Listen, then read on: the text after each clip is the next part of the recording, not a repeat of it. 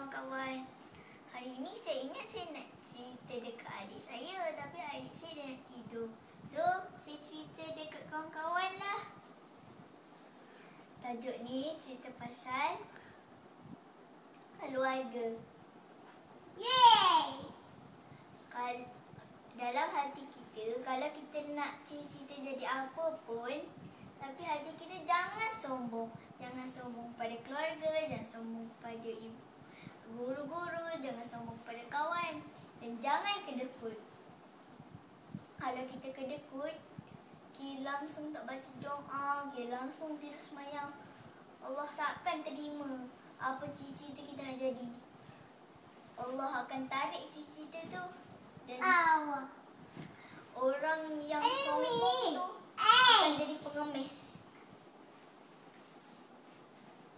Kalau kita tidak hormat ibu bapa, berdosa tau.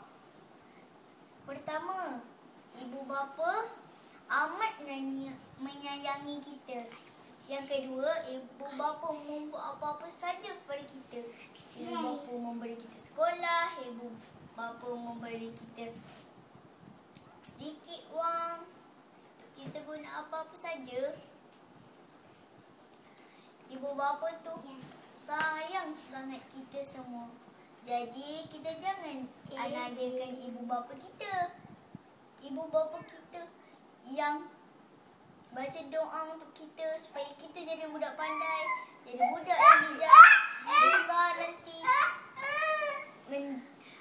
mendapat jadikan cita-cita yang kita impikan. Dan kalau kita tidak hormati siapa-siapa, Allah marah. Dan Allah tak akan beri apa niat di dalam hati kita. Allah akan tarik. Kalau kita tidak mendengar cakap ibu bapa, guru, kawan-kawan bagi nasihat ke, tak kira lah siapa-siapa pun, kita sepatutnya dengar. Jangan kita belagak macam budak kaya. Walaupun sebenarnya kita ni budak miskin. Jangan belagak ya kawan-kawan.